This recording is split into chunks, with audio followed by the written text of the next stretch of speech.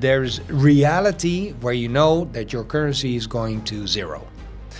I actually saw that he made 48 million in profits by betting on Donald Trump. So I wouldn't be at all surprised if Bitcoin reaches, 500,000 euros somewhere in the next 2 to 3 years. why are we using currencies that are going to zero? Why is everybody still stuck into the euro is fine? But Gen Z can't purchase their own property anymore. True. 75% of their houses are financed by parents. The ambition of everyone that invests in gold should be to never sell it. Yeah. To give it to the next generation. The one thing of all things that you can invest in, you know it's going to have value now, in 100 years, in 1,000 years. And if you look at fundamentals long term, I think there is no real solution for the United States, except for maybe introducing a gold standard.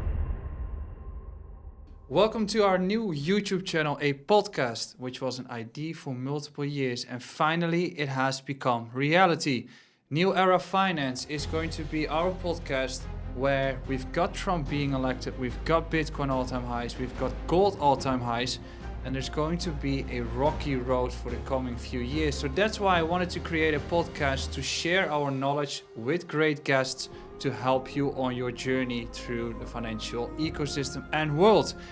Before I'm going to introduce our first guest, I would like to ask you for a favor. If you do enjoy our content, make sure to subscribe beneath and stay tuned for the upcoming episodes that we create. Our first guest is going to be Bart Brands, precious metal specialist at Gold Republic, certified security intelligence professional, and expert on geopolitics, macroeconomics, the financial markets, and precious metals. He's a public speaker regarding all those subjects, and you might know him from his appearances at Wall Street Silver, Madelon Vos, or a YouTube channel where he's discussing these topics alone and alongside Alp Flipse. Next to that, he's also an author, as he's written the book Goud, zonder Goud. Let's get started. Bart, how would you describe a perfect financial world if you have the ability to change everything and get into a new era? Amazing question. Yeah, amazing slight first promotion question for the title as well. But yeah. Well, if you want to base a financial system or a monetary system on perfection, if you want to get it as close to perfect as possible, what you would like to do is you would like to, I think, integrate some stuff and also exclude some stuff. What you need to integrate, I think, is value. Proper value. Value that is shared by most people. So consensus value. You need to be able to measure, and that might be in units, but units are, you can use existing or units that you also, through consensus, agree on. So there might be let's say a currency with ones, tens, 20s, but it could also be, for example, Satoshi, or maybe a weight. That's also a unit of account. And I think you need to exclude the possibility or minimize the possibility of what I, in my book, call corruption and ambition, by which I mean human corruptibility and human ambition that goes beyond your monetary possibilities. So if you want to find a perfect monetary system, I think that's the way to, and I'm not sure what it would be. I know what works the best, and that's a gold standard. Mm-hmm. I know that it's been tried a lot of times, and that during the eras that it was implemented, that it had great success. But it is those two factors that I would exclude: human corruption or corruptibility and ambition, that always seem to reoccur and then throw off the monetary system, which leads to all kinds of monetary, financial, but also social and societal challenges, struggles. And yeah, then we just do it all over again. So that's a part of the cycle. I think we have seen it like multiple times in the past, well, I would say centuries. And I think it's all about the definition of success. I think there is a group of people currently saying that the current financial system is successful, we are wealthier and all those things. But if you look at the politics of the past 2 years, it's getting more into the populist stage, or more right-wing, as you would call it. But also, if you see the gap between our poor and rich, it's getting bigger, which leads to a lot of demonstrations and unhappy people. So I think it's all about defining success and getting into a stage where we have a monetary system that is actually making everybody happy. But to get there, we first need to understand what is actually money. And I think there are some great examples on the table here. Bart, the previous times we had some conversations, you also brought these on. Yeah. I think it's good to go back to what money actually is. And I think there are some great examples. So maybe just walk us through what you have on the table and what for you the definition of money actually is. Yeah, well, that's also a great question, and I'll try to make it as concise as possible.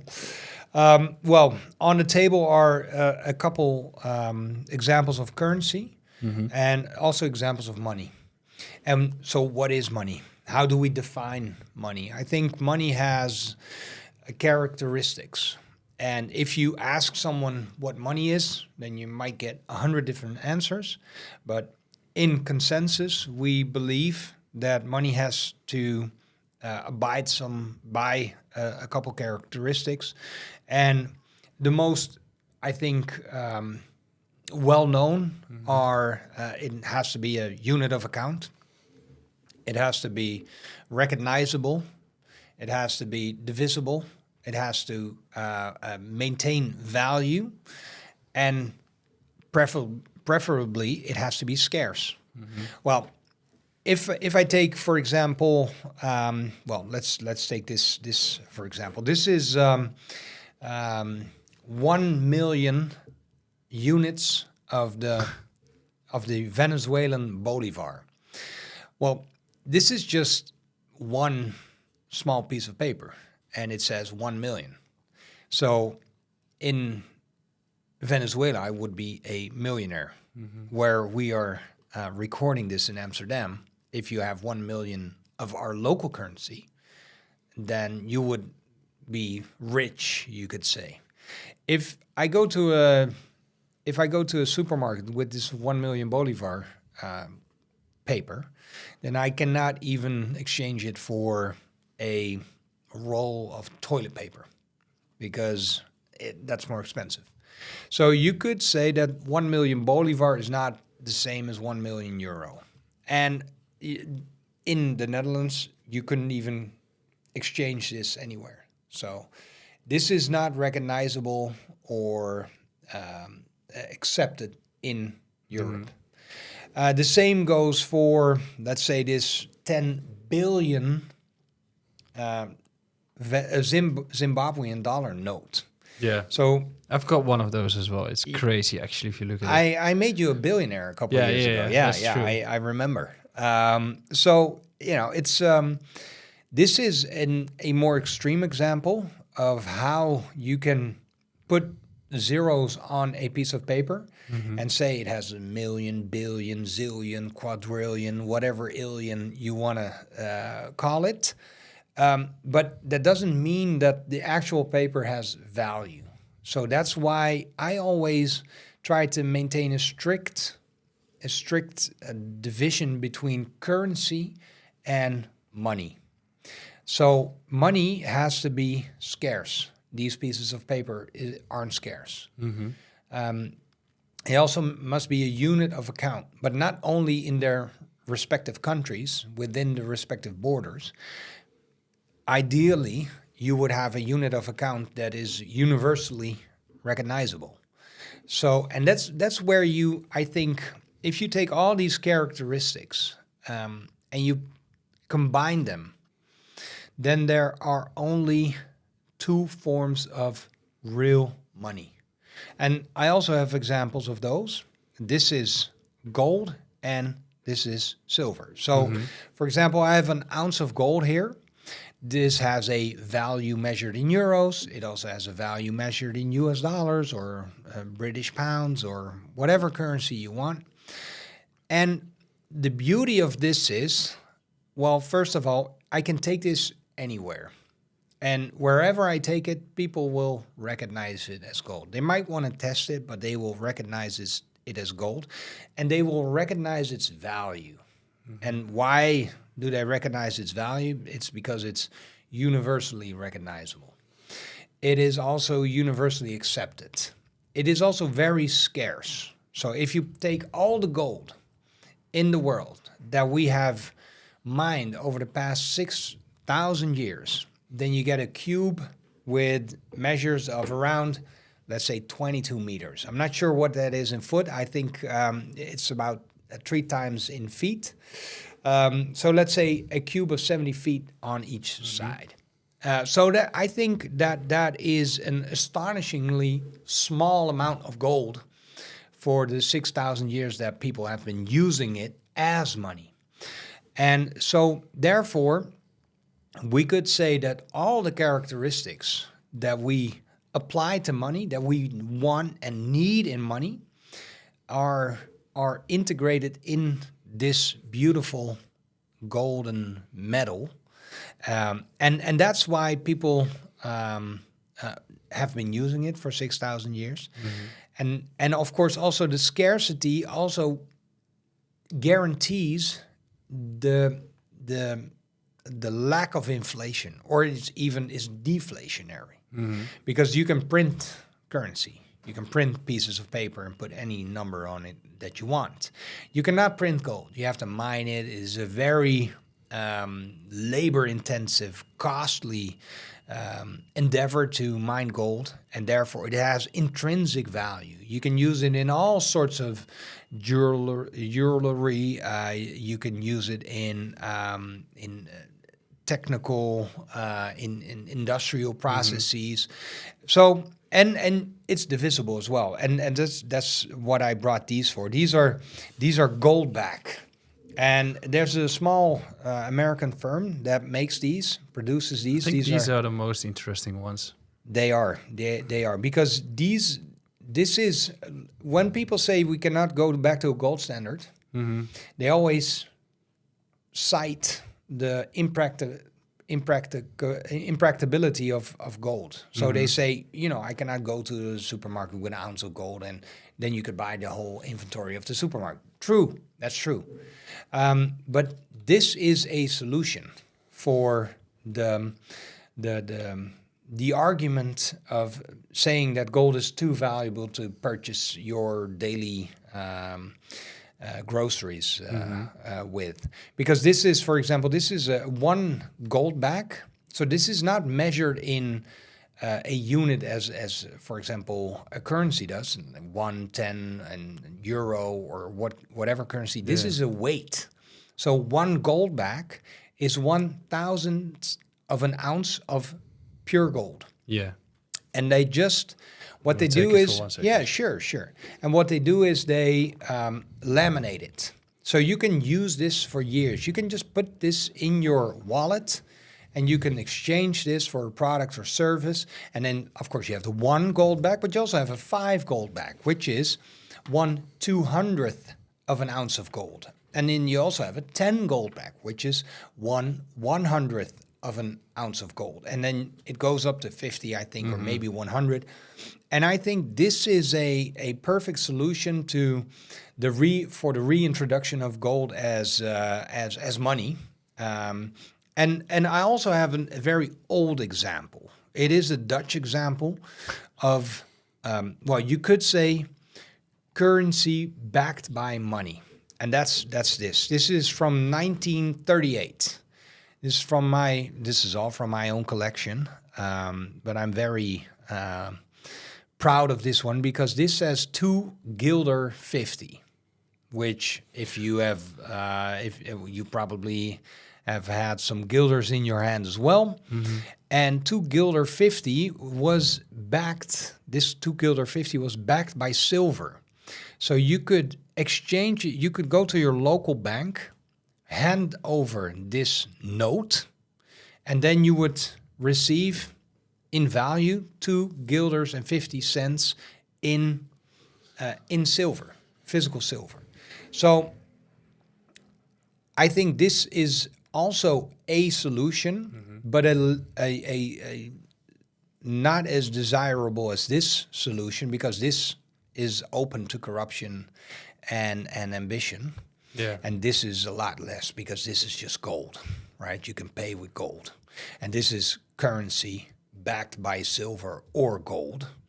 And ideally, you would just pay with the metal instead of a representation of the metal, because that's where it goes wrong every time. So it's a very long answer to a It's super interesting. a question what money is, but I think it's these are some examples of why it goes, what's the right way to do it, what money is, and what when it goes wrong, what happens to your currency. I think if you look at those, and by the way, great to have all those visual examples on a table. Where I think when you look at the silver bond, for instance, it's all about control. So in this case, you're able to go to a bank and just ask them for the amount of silver. But we know from history that they can change all those things, or just sharpen it off, and you don't get the exact amount of silver. So the control lies at the banks. With the gold bar you have over there and the silver coin, it is hard to cut off some gold when you have to pay your groceries. So the gold-backed dollar, is actually the ideal example of what we should be doing. And I have had some calls with a company in crypto that is actually in Wyoming, and they said they are sold out. So there are some shops in Wyoming where you can actually buy those, and where you can use them to buy your groceries, but it's not an official legal tender. It's not officially a method of payment. And if you think about it, then this will always keep its value against the US dollar. And we don't need a government to say, hey, you can't use it. You can also just use it and just take over the government.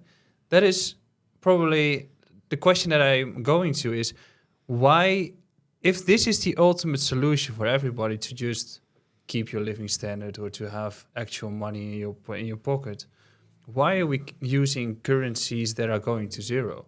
Why is everybody still stuck into the euro is fine? First of all, the Nevada Gold back, I know that the first issuances of the Nevada Gold back, they said voluntary local currency. And you can use gold backs, the different gold backs that they produce in different states, and you can use them interchangeably, of course, and you can use them, I think, in about 2,000 stores. And that's officially. If you go to a store, if you go to your local grocery store or hardware store, and you know the store owner, right? So it has to be a small business owner. And you walk in there and you say, well, this is, and you have a relationship with your local business owners. And you say, well, I come here every week to buy my groceries, my hardware stuff, and then wherever you're going. And you show them a silver coin or a gold back or even an ounce of gold. And you would say, would you be open to accepting this instead of US dollars or instead of euros or instead of whatever currency or whatever locality you are? It is my experience, because I do that all the time, that they all are interested and most will accept it. Because, and that's coming to your question, why do we all want euros? Well, first of all, we need them to pay the government. So it's the government that demands euros from us in exchange for their services, if you can say that they offer a service, because, well, most of the time, of course, they don't. And it is because they issue that same currency and they demand that same currency that we have a need for that currency. Yeah. Because if you go to any business, even Fortune 500 companies, and you would give them the opportunity to accept a alternative that maintains its value, is universally accepted, is recognizable and divisible and scarce, I would think that board members in those companies would want to accept alternative measures of payment as well. And of course, I think that's something that you see happening with Bitcoin. I think a lot of companies are now seeing if they can have some Bitcoin on their balance sheets, but also you see some bigger companies saying, well, we can accept Bitcoin as a method of payment. Of course, they don't do that with gold because, well, first of all, they are still of the they still believe that it is that this doesn't exist. And I think, of course, you have cross-border issues when you want to move a large volume of gold, then it's just hard, right? It's hard. So I think within this monetary system that we are pressured into, we are forced into paying with our local currencies. But I think if you offer a convenient and real solution or multiple solutions, that most people would be open to accepting those solutions, and as a result, the not needing a government to issue currency, because of course, is government needed to issue currency? No. Does it sometimes fail? Of course, currency experiments fail. But that's the risk that you take as the person accepting a form of payment in, for example, gold, silver, Bitcoin, glass, art, whatever. And so we barter all the time. It is in our nature to barter. And I think paying in gold and silver is the ultimate form of payment because it is universally recognizable. And I think that currency experiments always fail. And that's what you see happening to the dollar and the euro as well. And of course, all the other currencies. So yeah, I think alternatives are there. I think most people would accept them.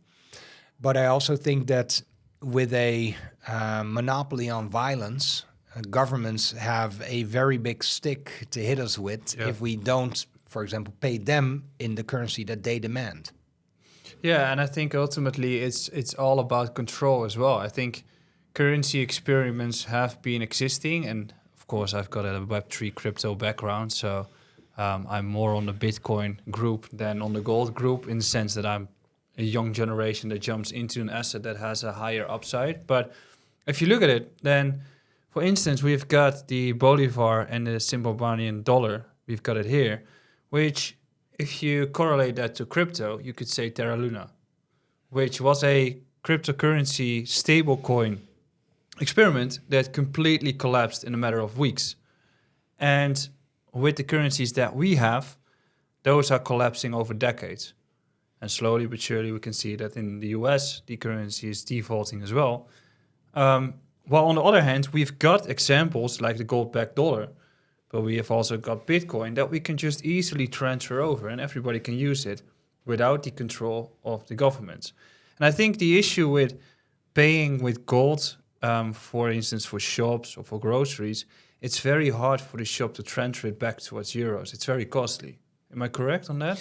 Well, There was a time when we went from the guilder to the euro, where you could pay in both euros, Direct inflation. euros and guilders. Yeah, well, that came just a little bit later, but yeah, we were screwed on that. And so you could pay in guilders, but they would give you back euros. And that's, I think, if you have some form of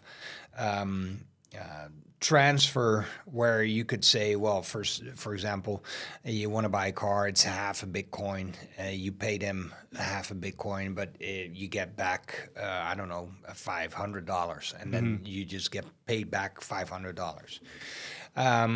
And of course, in Bitcoin, you can pay in Satoshi, so you can measure it really precisely. When it comes to gold backs, for example, or let's say a ounce of silver, let's say I fill up my shopping cart and I pay an ounce of silver, and they say, well, you get back, I don't know, a couple grams. You could denominate those grams, for example, either in some solution like this. Yes. In a solution like the gold back, or just in smaller coins. You can also do that, where we would then pay in coins again. So I think you can use all these solutions that are available, technical solutions as well. For example, the transfer of large amounts of gold. You don't have to go step on a plane, fly with a kilogram of gold somewhere else to buy, I don't know, a house or something.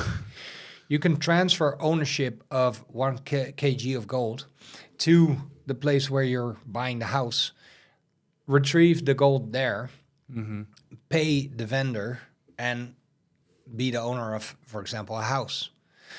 So I think technical solutions provide solutions that make the paying stuff in gold and silver, or for example, Bitcoin, very possible in current society. I think you're touching a good one, which we'll get to at some point, which is if you have a gold bar here, you want to buy a property somewhere else, then technically with crypto or blockchain, whatever you name it, you could be transferring that value from Web 2 into Web 3 and use it as collateral to buy the property. That is a solution that we're currently working on, but we'll get to crypto in a little bit. I think I've got a few, I was watching your videos, and the first thing that I wanted to discuss was gold is the forever investment or forever money. You phrased that in your last video. Yeah. I think that's an interesting one, and I want to highlight the investment thesis behind gold, because I think a lot of people that are watching are Web3 native or crypto native. I think we touched up on that on Monday. A lot of crypto people are jumping over to gold for a safer investment. But, and I get this question as well, when gold hits new all-time highs, it's expensive. So it can be the forever investment, but what is your thesis if something is going up against the US dollar or against the euro? And the question that I have for you is, how should people handle the current valuation of gold, and is it actually expensive? Well, you could say that gold is never expensive. I think that's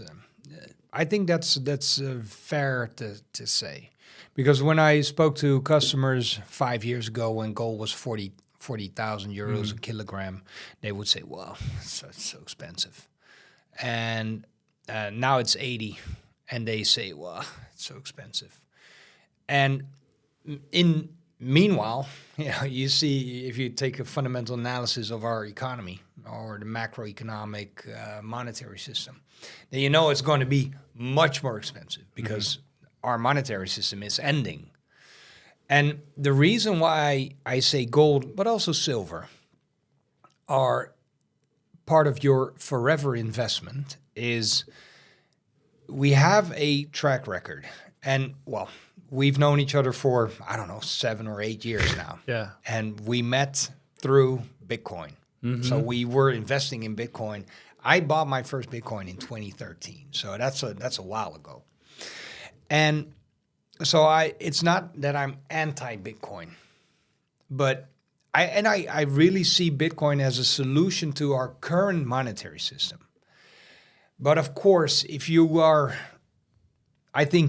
truly honest and objective, and I try to be honest and objective when it comes to analyzing our monetary system, solutions, and, for example, also the crypto space, but also the gold space, then you have to, let me say it like this. My conclusion is that Bitcoin is a solution to our current system, and gold is the eternal solution to all systems. And why do I say that? Is we have a track record of 6,000 years where we've seen all sorts of different systems, and we've seen that every time that we implemented gold as either a base or as currency, that the communities that use that base or currency, gold as currency or exchanging value in gold, that system would flourish economically, but also socially, because people forget that when you step off of a gold standard and you allow that corruption and ambition to take hold, then people start promising stuff, and they start promising more currencies in your hand, and lower or higher taxes and redistribution of wealth.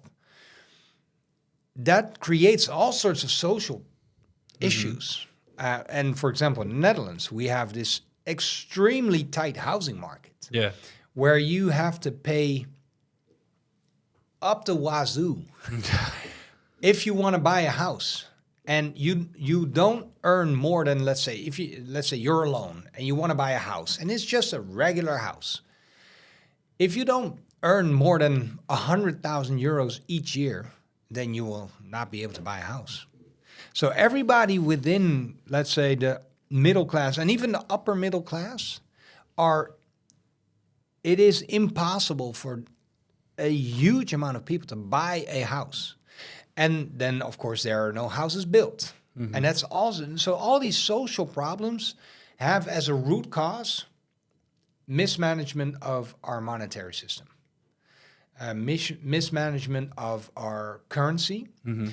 And that ends in, or the root cause of that is corruption and ambition. You know, me thinking that I have all the answers for all this huge amount of people making all these individual choices on a daily basis, but I can manage that. So it's an ideological problem. And gold is the eternal solution to that problem.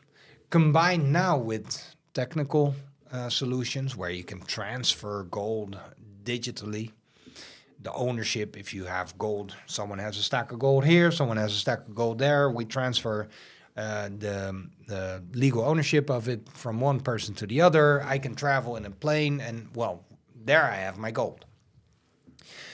And so that's why I say it is your forever investment, because it has been the forever investment forever. That's proven that. It's proven itself hundreds of thousands of times. It is ingrained in the collective memory of all mankind. I can go to a jungle where people, for example, have hardly had any interaction with the outside world. I give them a gold coin, and everybody is, they are fascinated by it, because it touches us on an instinctive core. So that's why I think even if the price of gold would halve, then and you would say, well, I just bought a kilogram of gold for 80,000 euros. Well, you still have the kilogram of gold, don't you? And if you hold that kilogram of gold, and of course, I don't want to talk investment strategies or something. No, everybody knows that you have to, plan your strategies, and you have to not be over invested in gold. So don't invest 100% of the value in gold. But if you own that gold, then it doesn't matter if you own the gold or your children or your grandchildren or your children's grandchildren's children. It will always have value. And that's why I think, the ambition of everyone that invests in gold should be to never sell it. Yeah. To give it to the next generation. Because it is the one thing of all things that you can invest in that you don't have to guess, speculate, it's going to have value now, in 100 years, in 1,000 years. Don't worry, we'll be back shortly. But as you know, I'm a full-time trader and investor, and I think that we are at the start of a big bull cycle, which means that if I'll be a trader, I'd like to have a lot of functionalities into one platform, which are deep liquidity, proof of reserves, the ability to trade on DEXs, a ton of altcoins, and actual support when I need it when I transfer assets. In my opinion, through all these variables, you will build trust and you've got the ability to be the best platform out there. That's why we have partnered with OKX, because we believe that OKX has everything. The good part is it's fully available in the Netherlands. So you can trade all those altcoins, you can go to DEXs, you can do it all in the Netherlands. And additionally to that, we've got a slight promo, which means that if you're going to deposit 100 euros and hold it for 7 days, you're getting 20 euros in deposit bonus and an additional 20 euros in Bitcoin. And this can run up to 270 euros of free money. On top of that, OKX has lowered their trading fees to ensure a smooth experience.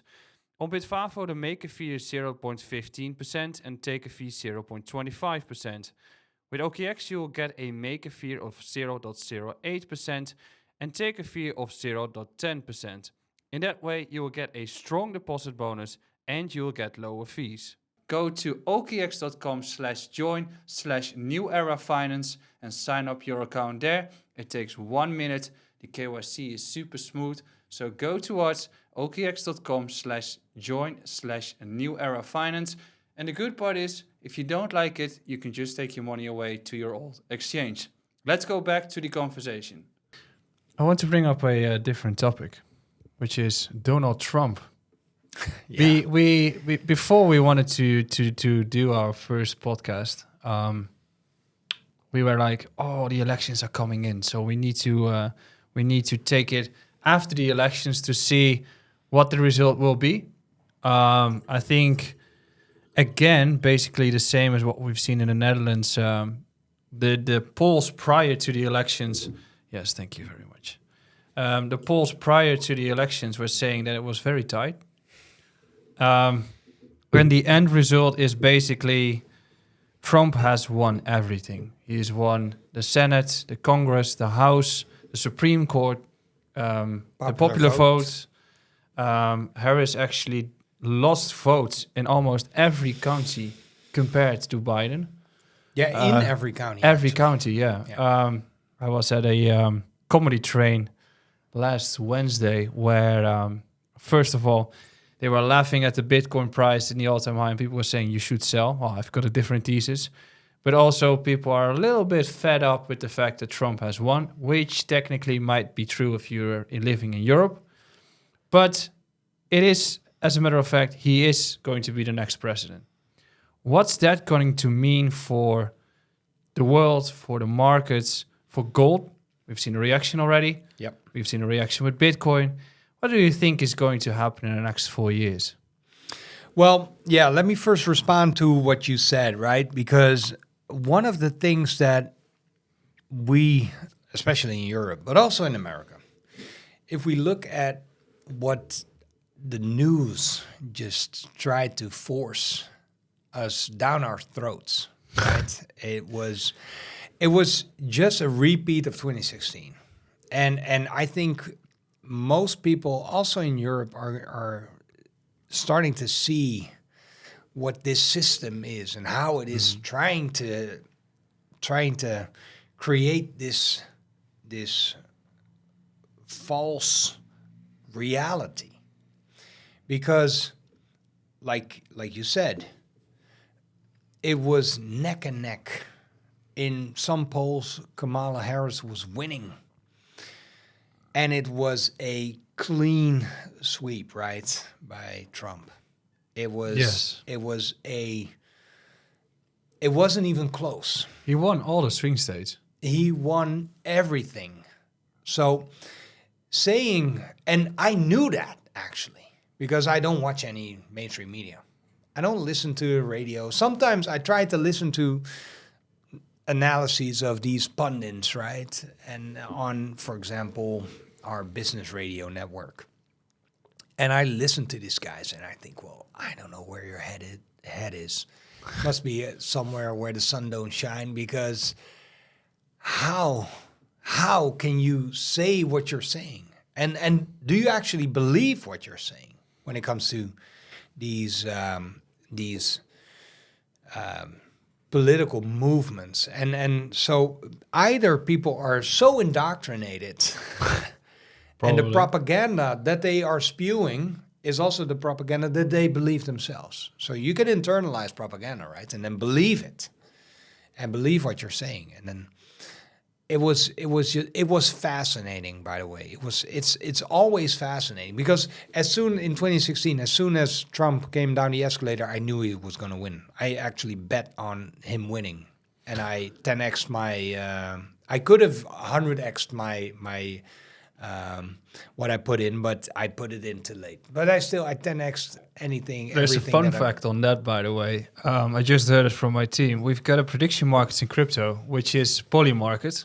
I don't know if you've heard of it. Yeah. But you were able to bet on Kamala Harris, and you were able to bet on Donald Trump. And actually, all the polls we've seen that Kamala Harris was neck and neck with Donald Trump, like the Web 2 version of the polls.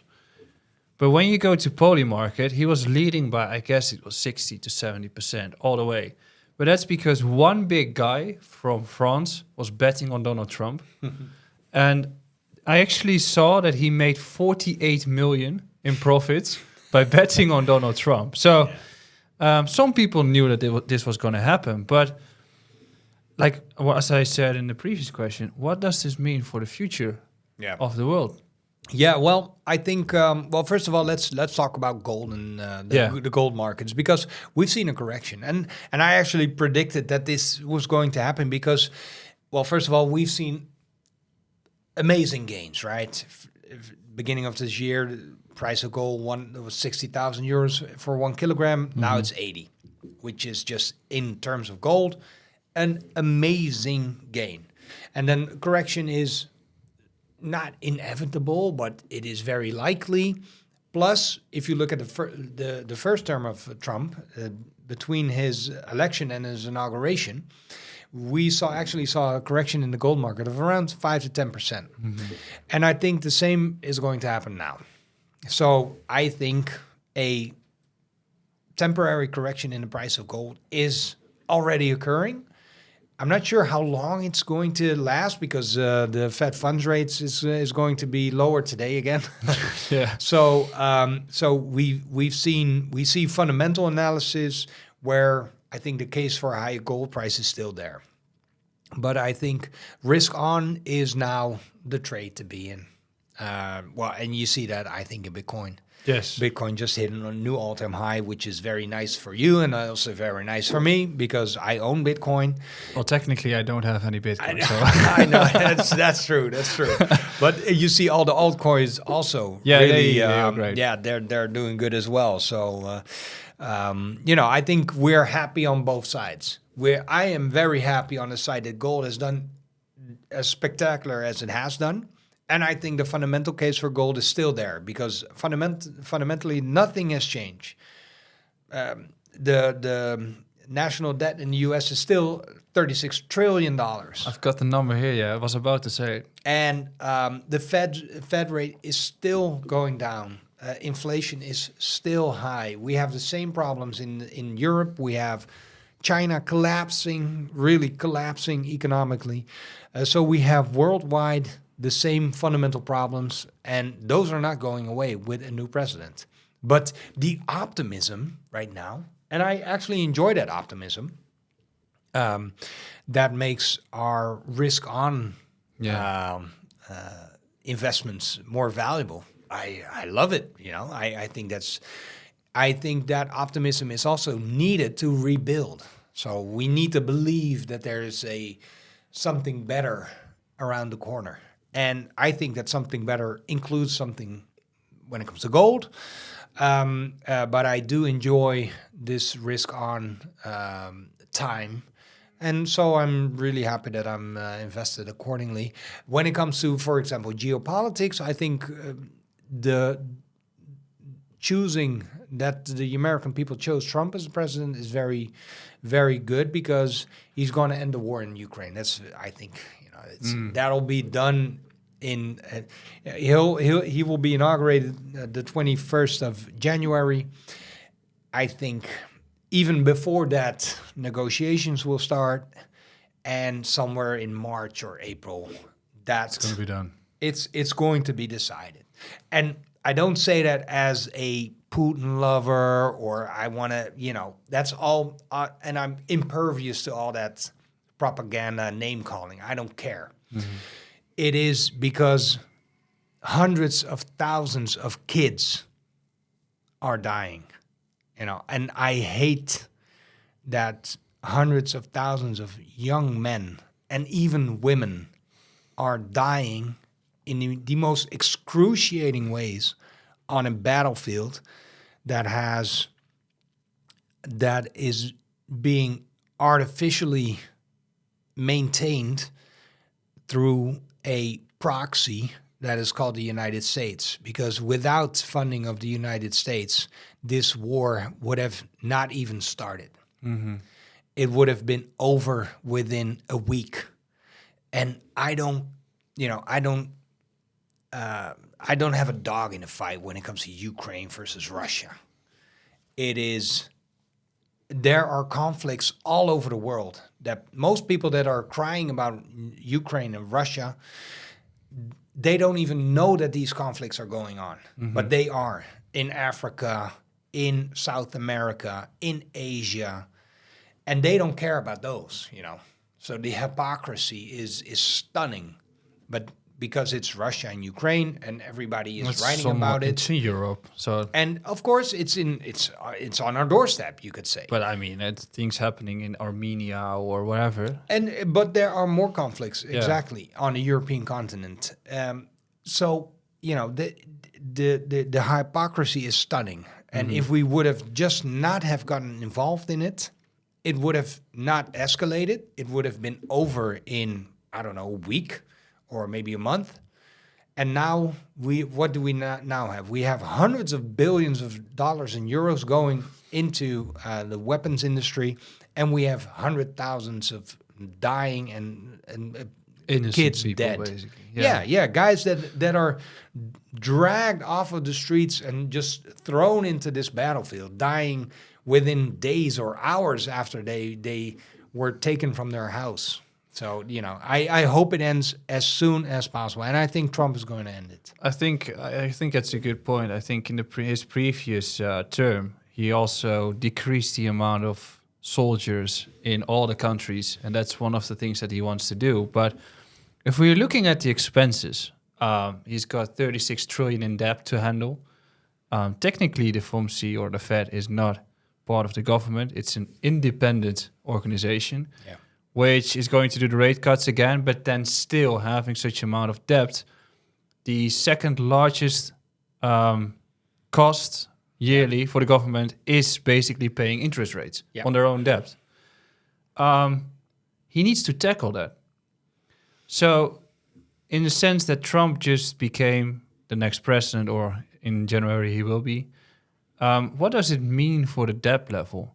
Like, in my opinion, if we would have had Harris, she would just continue doing the printing. She would just continue doing the same policy. Yeah. But with Trump, it's getting a little bit surprising. We are not sure what he will be doing, and that could be impacting all the markets, of course.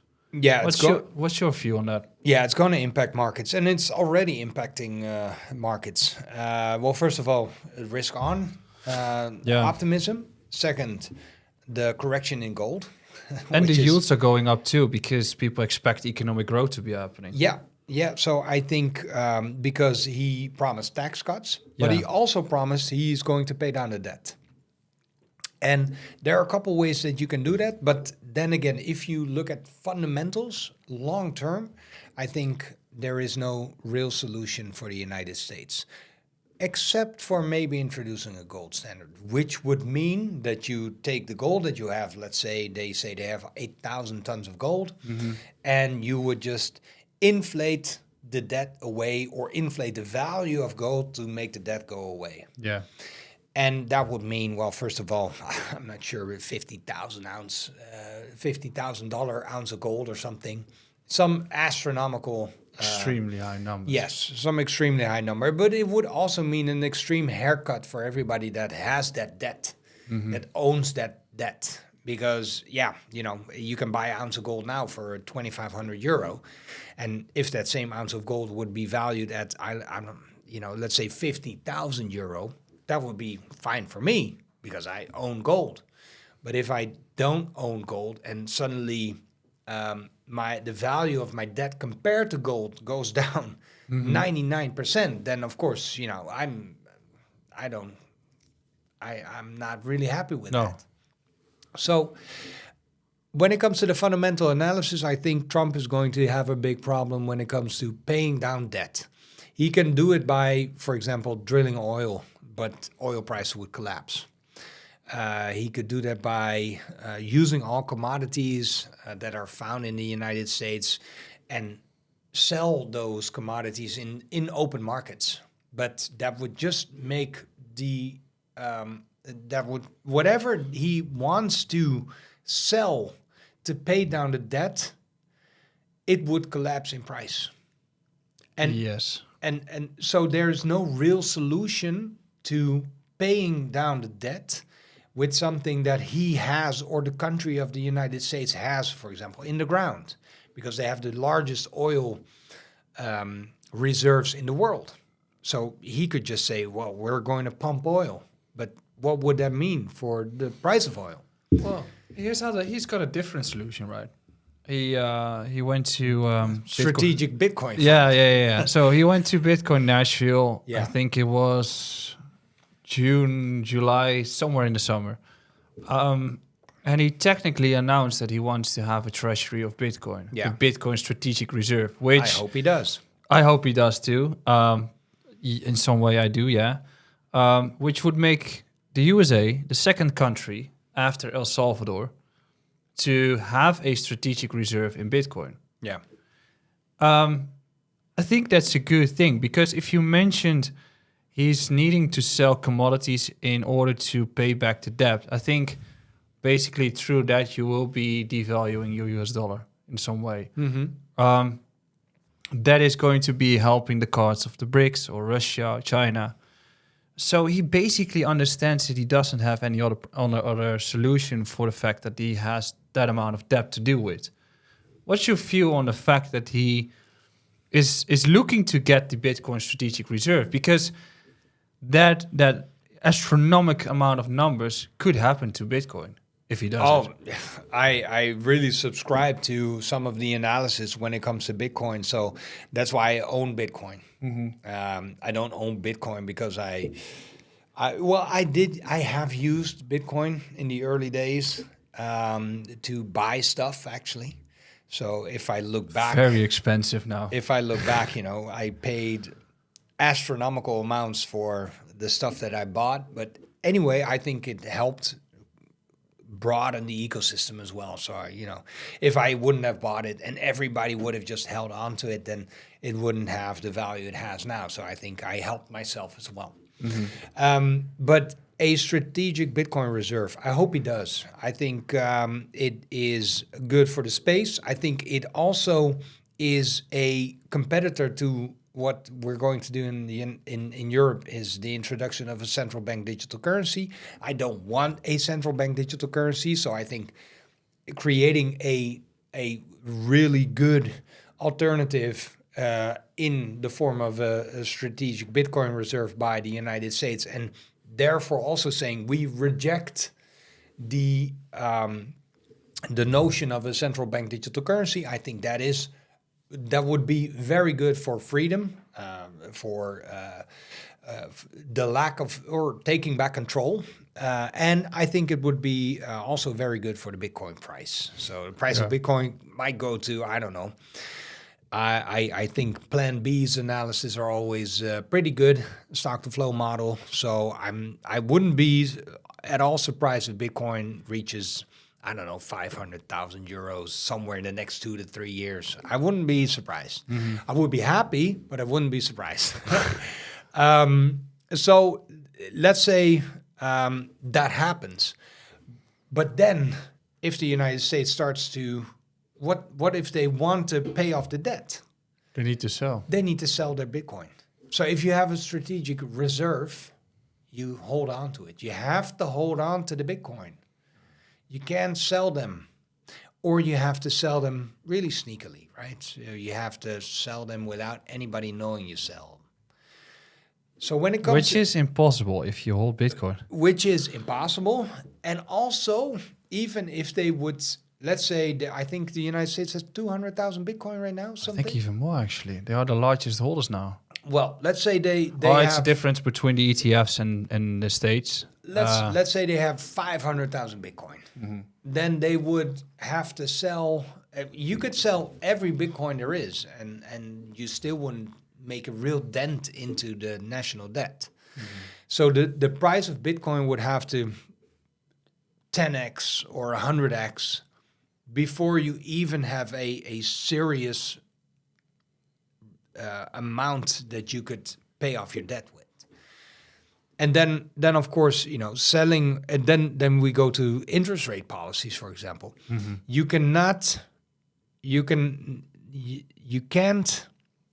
raise interest rates like we could in the 1980s under Paul Volcker, because the national debt is too high.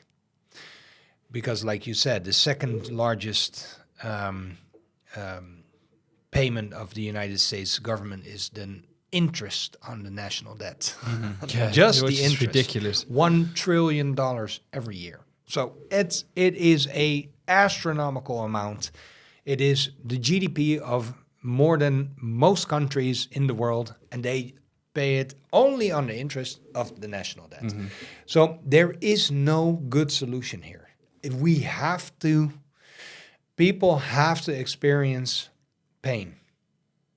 And it is, so government has to shrink, maybe 50, 60, 70% of all government should be just cut away. All these public servants should find a real job. And I think so expenses of the US government have to go down 80%, then taxes should actually, if you want to make a real dent in paying off debt, you would have to raise taxes. Again. And of course, nobody wants that. Trump actually said he wanted to lower taxes. And I think taxes are high. So I don't want my taxes to be raised. And I understand that most Americans wouldn't want their taxes to be raised. So what is the only way to get rid of the debt? You inflate it away. Inflate it away or you default. But defaulting is something that would just create a worldwide instant collapse of all economies. All economies would collapse because we all are dependent on the US dollar as a world reserve currency. I think when you talk about the world reserve currency and inflating it away, we are an hour in at this point. Yeah. And there are so many topics to discuss. But if you inflate it away, there is also another threat, which is called the BRICS. And you touched upon the CBDCs. I think like a week ago, they had a meeting where they announced 13 new participants, new partner countries that are onboarded in BRICS, which is making it larger and larger. And they also want to create their own currency as a response to the, I would say, monopoly of the US dollar when it comes to the entire world. Now, what if there is a gold-backed CBDC? Would that be interesting? Well, as long as the ledger would be open and we could, just like Bitcoin, look at source codes. There are no backdoors where governments can use it for financial repression, where they can use it to, for example, introduce negative rates, interest rates, where they can control how you can use your currency. Then of course, I think technological advances when it comes to currencies are technology itself isn't the threat to freedom. It is the way that people use that technology to control us that is the threat. So the technology itself is fine. A gold-backed CBDC. Within those parameters, I would use that because it would at least be somewhat inflation-free, right? Yeah. So a gold-backed, or partially gold-backed central bank digital currency would be, I think, a real threat to the hegemon of the dollar. And of course, I think that's a natural reaction of countries that see and have experienced that the dollar is used as a political weapon. I would use a central bank digital currency that is backed by gold, as long as the central bank cannot take away my rights to spend my central bank digital currency as I deem fit. And it would also be, I would also say, I want to be able to spend my currency anonymously because I don't want them to know where and how I spend my money. It's mine. It's not theirs, and it's none of their business how I spend my money. Well, it's a nice jump to go from CBDCs into cryptocurrencies, which I think we've touched it in one of our previous conversations at the Gold Republic channel, where cryptocurrencies are also already stable coins and CBDCs, which we can just use to transfer money from a country to another, which is seemingly costless, basically. But one issue, it's fully transparent. So just like internet, blockchain is also taking away a lot of your privacy because you can just track all your tracements and all the transactions that you have done. But jumping towards cryptocurrencies, you've got Bitcoin, and then you've got everything. And you said you hold one Bitcoin, but you're not holding any other cryptocurrencies out there. Or do you have any specific interest in crypto in general? Because the reason why I'm asking is that there's always some sort of topic going on that Bitcoin is the only hard asset out there in crypto. But there are so many use cases that are being built, not meme coins, but use cases being built. Are you looking into crypto, or do you see any sort of solution for crypto coming up?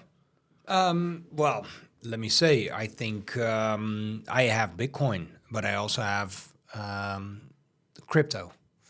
So I'm invested in ETH, so layer one, Avalanche. I have Bitcoin's little brother, Litecoin. Silver of crypto. Yeah, and you know what? When I do transfers of cryptocurrency, that's the one I use most. And I think it is the most used because if you look at the market cap of Litecoin, there are days that the daily volume exceeds the market cap of Litecoin. So it is, I think, when it comes to its market cap, the most used cryptocurrency for transactions, real world transactions, not just I want your Bitcoin because I think it's going to be worth more than I transact in Litecoin. So and it's fast, it's very cheap. I like Litecoin, and I have some other smaller coins as well, where it's all about rate of return. You know, if one of these coins blow up, then of course I'll dump it right away. Yeah. But I am invested in also the success of Bitcoin, Avalanche. I think that's one of the layer one solutions that could really be interesting for the somewhat longer term. Although, if I see some levels that will be touched, hopefully in the next bull market, I'll probably liquidate a position or a part of my position and maybe convert it into Bitcoin. And of course, ETH. I think ETH is one of these also layer ones that can be a longer term solution for operating systems, and a lot of projects could be built on them. Yeah, it's basically I think the new internet, right? ETH, Yeah, at least exactly. like there's still I'm like an ETH maxi at this point, but from a fundamental perspective, I think that ETH is great to be built up on. It's compliant, it's secure, it's scalable now. It's just not doing what it wants to be doing, which is the price to go up. But that will come in the future, I guess. But touching upon AVEX, by the way, I think AVEX is focused on RWA at this point, which the connection between Web 2 and Web 3 is getting there. People are trying to bridge these two. And I think if we have a gold bar, transmitting that into Web 3, where you can use that to either use it as collateral, as I mentioned at the beginning, or transfer it, or all those things. Do you think that there is or would you say that there is an actual solution coming into Web 3 for also getting gold-backed cryptocurrencies, or just transferring the value into something that you can easily... Well, like I said in the beginning of this very fascinating conversation, is I think if you look at gold, gold should be at least the largest amount of your allocation into gold should be a conscious decision to invest into forever. Yeah. And therefore, I think either holding it physically in your own possession or using a allocated system as we provide with the Gold Republic. I think those are the only where you are the legal owner of a set amount of gold. I think that should be the proposition for your biggest part of your gold investment. Having said that, if you want to reintroduce gold as money, then of course you have national payments where you could use gold backs, for example, and you can use this. This is ounces, but you can also make it grams. So you can adjust it to your locality, and you could change the pictures. But when it comes to cross-border payments, a gold-backed token could be with the transfer of the legal ownership connected to that token, where someone could, for example, let's say I pay you and you are in Dubai, and I pay you with my token, and you can go to a local bank and say, or a local subsidiary of a gold holder, and you could say, I have this many tokens, I would like physical. And then you could retrieve that physical bullion. That would be a perfect solution, I think. And you could use a cryptocurrency for that, of course, because then they can hold that currency that would be on the balance of, for example, that local, let's say, refinery. And they could purchase more gold with it, or they could release those tokens into, let's say, a marketplace where people can buy the tokens again. So, I think that could be a secure way to create a gold token. And I think, for example, Avalanche would be a great platform to build something like that on. I think not even for gold, but basically luxury watches or anything in the Web 2, like art, all can be transferred into Web3 as a collateral where you can use that to purchase other things. For instance, properties. Jumping over to the real estate markets, and I've got some interesting data before I ask you a question, which is I was listening to a podcast where Ryan Serhant was sitting. He's one of the biggest brokers in New York. Very, well, typical American, I would say. Yeah, I've seen some of his videos. He's on Netflix with his show. But he named some interesting figures that I was like, I want to discuss this with Bart. So in 2023, the lowest amount of sales in 30 years took place in the US. Very easy reason for that, which is the high interest rates, right? Then in 2024, we lowered it by a bit. But the amount of sales are worse than 2023. And now it comes Gen Z, which I'm not in, luckily. I'm a little bit older. But Gen Z can't purchase their own property anymore. True. 75% of their houses are financed by parents. And additionally, the baby boomers were the actual generation making money. And I was thinking, that brings me back to the 1960s, 1950s, just prior to Nixon just removing the golden standard, right? And I know, coming towards my question, that you are also having a specific opinion about the real estate markets. Yeah. What's your thesis on that? Well, I think, a house or a home is valued by people that live there and maybe grow up in a certain area. I live in the same city, and I've lived there my whole life. So I live in a city that I was born in, and I really appreciate living there. I wouldn't want to, I'm not waiting to move somewhere else because I enjoy the town that I live in. And I think that's worth something. But if you look at, for example, the house that I was born in, my parents bought that house for, let's say, 30,000 guilder, and let's half that into euros, 15,000 euros. That same house now, let's say 45 years later, is valued at maybe €500,000.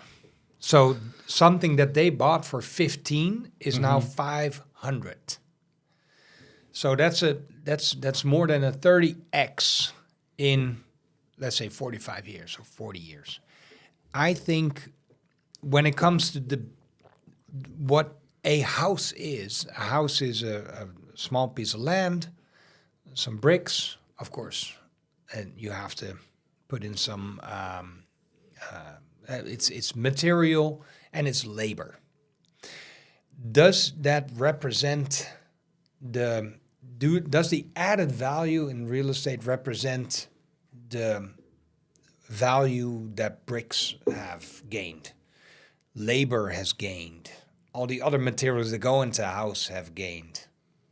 Absolutely not.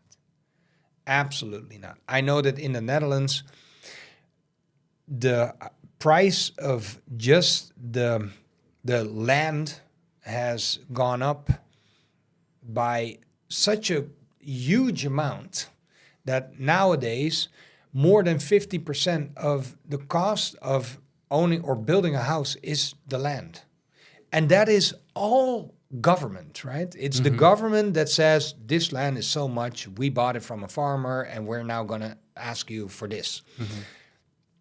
And then we have all these government measures, all these government controls, all this government tax that makes the value of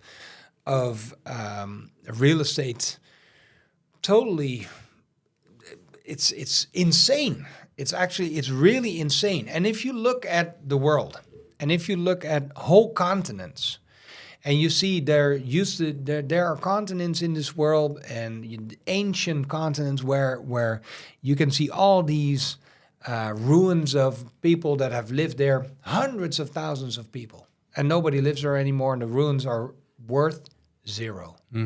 So when you and of course, we're here in Amsterdam in this beautiful building, right? This is a gorgeous building. All these buildings on this canal are gorgeous, worth tens of millions, maybe. Yeah. But wait 100 years, or go back in time 30 or 40 years. 40 years ago, this was squatter building. Nobody wanted to live here. This was cheap, dirt cheap. You could move in, live here for 10 years. You could just squat this building, live here for 10 years, and they would give it to you. If you would, fix it up. And now it's worth 10 million euros. So the value of real estate, and you could say location, location, location, this has been a very good location for 400 years. So it's not even that. You could say, well, I want to live on Billionaires Row, where Sirhan does some of his videos and sells his apartments. Well, that might be prime location now. But is it prime location in 5 years or 10 years or 20 years? I'm not sure, So am I going to invest in something that, first of all, is very overvalued on every level, objectively? So it's not subjective. It's not that I don't think it's value. It's you can just measure the value and say it's too expensive. Then you have the issue of governments that make it even more expensive. And also governments that will say, you know what, we actually have a vested interest in the value of your home becoming more expensive because then we can raise more taxes. I want to jump in on that one. I wanted to touch that because in the Netherlands, there is an actual proposal that is going to raise taxes on unrealized gains on a yearly basis. So going back to your example, if you bought something for 15,000 euros, well, transmitted, and it's currently worth 500,000, then the government says, hello, you basically did nothing, you made money, so on that 500,000, you need to pay, what is it, like 4 or 5% or whatever it is. Which in terms of liquidity, if you're like 80 plus, that's you're just... broke. Yeah. You're broke within a year. Yeah, so the house goes back to the government, back to where it came from. Yeah. Is that a reason why you're saying, well, I'll just continue to rent? Well, I'm a very happy renter. I've been renting for, actually I never owned a house. And I invest in other stuff. So I see gains I see realized gains. And I think, it's especially that government control, right? I really despise and also the vested interest, like you said, where they can, first of all, they can just take your house. They can take it. And it's fixed, so you can't grab it and run away somewhere. You cannot store the private key in your head. And so they can just take it. And they can tax it, and they are taxing it. And that's why, and you have to maintain it. You have to invest in the house. Every year you have to maintain it. If you don't maintain your house within 10 years, it'll be a ruin. It'll just, you see that a lot in China with these tofu drag buildings, 2-3 years. And of course, the building quality is totally, it's not even close to the standards that we use. But still, if you want a house, especially new, freshly newly built houses, they have a lot of quality issues as well, also in the Netherlands. But anyway, I think prices of houses are very overvalued. I think there's no real fundamental base case to own a home. So that's why I'm a happy renter. I'm going to keep renting until I feel comfortable, because I want to. Of course, everybody wants to own a home. Yeah. But it needs to be a home. It doesn't need to be a house. It needs to be a home. I want to be able to maintain it the way that I want, not be on not having to look at my paycheck. Oh, I need to pay the mortgage. Half your income goes to... Half my income going to a mortgage. It's a mortgage, deaf contract. It's, I think it's really, there is no good reason for me to own a house at this moment. So I don't exclude of owning it someday. I hope to own a home one day, but not here at this time. Maybe it's someday that one Bitcoin can be used to buy your own house at some point. I would actually then I might do it. If I could exchange my Bitcoin for a nice home, right? Farm, some land, maybe an acre of or a couple acres of ground of land where I can raise a family, then I might do that. Yeah. Sounds like a good deal. Yeah. Then because I wouldn't have a mortgage and I would just swallow the taxes probably and say, it's worth it. Yeah, I mean, I think I'm in the same boat. We are renters know. as well. I'm looking to buy my own property just to have your own and just to build your family there. Yep. I'm in the younger generation, and this podcast is called New Era Finance. We are 1.5 hours in. Yeah. It's getting warmer here as well. I want to round this off by just going back to people that I think are either watching our YouTube channel or your YouTube channel that are new. I think the group of people interested into gold, into crypto is quickly accelerating based on whatever is happening. Yeah. And it's a complex world where geopolitical, a lot of bad actors or at least events are taking place. Well, in the meantime, your life and your time is basically just devalued over the time, which means that your life is worth less by the fact that the money is just worth less and your labor prices are not going to go up. My question would be, if people are watching this, how should you start as an investor, or where should you get your information from, or what are the first steps? Yeah, well, first of all, there is only one person that you have complete control over, and that is yourself. So, you decide what you want to do. And of course, I know it's hard, right? But life is hard. Sometimes you just get smacked and you can either lay down and say, well, it's just too hard, or you can get up. And I think that is the only option, because laying down and accepting what is happening to you has as much to do with you as it has to do with the world. And I'm not saying the world is a nice place or it's all rainbows and sunshine.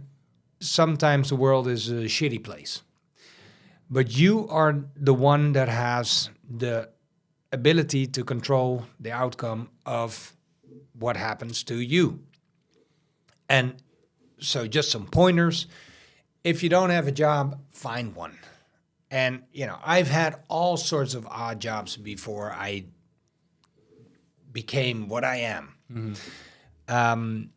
But I never said, I don't want to work. I just always wanted to work and wanted to do something and wanted to maybe make a change or inspire or, So I think if you want to start and you're in a bad place, just get out of bed, do 10 push-ups, and make sure that you eat well. That's just a start, right? Just to start, and then try to expand on that. If you have a job and you're on a smaller budget, you don't have to buy 1,000 euros worth of gold. You can buy 1 silver guilder in the Netherlands, for example. Or you can invest into a savings plan for 50 euro. Or you can buy some Satoshis. But you have to start investing. And you can start as young as 10 or 15 or 20, but you have to invest because you know what's going on, right? There's an objective, there's reality where you know that your currency is going to zero. If you don't want to go along with that currency to zero, with your net value, then you have to invest. So that's not an option. You have to. There's no, I don't want to. You have to. And then, of course, I would say invest create an investment strategy for yourself and make sure that in that investment strategy, there is both at least some Bitcoin, some Satoshis, and if you don't invest in gold, I don't know what to say. It's really, but it really is with the case that I'm just made as the forever investment and as the last resort when it comes to, when the world melts down, and I hope it doesn't, but you have to also invest in a form of precious metals. And I can understand if you want to invest in silver because it's cheaper, but if you have the possibility, then of course you also have to invest in gold. So yeah, I think that would be, but the main thing is there's only one person that you completely control, and that is you. Mm-hmm. So, and if you don't prepare, if you fail to prepare, then you are preparing to fail. So you will then fail. I mean, I think we are getting into a very interesting period where now gold is correcting, Bitcoin is doing well. Maybe for the coming few years with Trump being the president, it continues to be like that. And then after that, the switch is going to take place. So I hope a lot of crypto holders are going to jump and allocate towards gold and silver, myself included, to just have a more relaxed life, I would say. Yep. The past 10 years has been fun in crypto, but has also been a very hectic period. And stressful. Very stressful, yes. I'm turning gray myself. I'm 31 years old, so I know the feeling. But I think as a start of the podcast series that we have, I think this was very insightful. It has been a great conversation about money, gold, Bitcoin, the housing markets. I think for the people that have been watching, you can also go to the YouTube channel Gold Republic, where you are discussing all these fascinating topics yourself. Yeah. I would like to thank you for being part. And I think there's one thing you would like to say. Yeah. Or giveaway. Yes, I have a small giveaway because, I made you a billionaire and a millionaire. Correct. And I want you to do the same to one of the viewers. So if you want to win this 1 million Bolivar note, which I think, you can't buy anything with it, but it is very inspiring to tell the story about what happens to currencies, then maybe they can leave a response, a comment in the comment section, and then you can give it away. I think this is gonna be fun. I think if you leave behind who will be the next guest or a guess on who's going to be the guest, and if you have the correct answer, then you can win this one. Thank you very much, Bart. It has been fun. It's great to see you on your journey as well. And I hope at some point we're going to have you again as a guest at the podcast. I'd be honored, and it was fun. Thank you. Thank you very much. Thank you, my friend.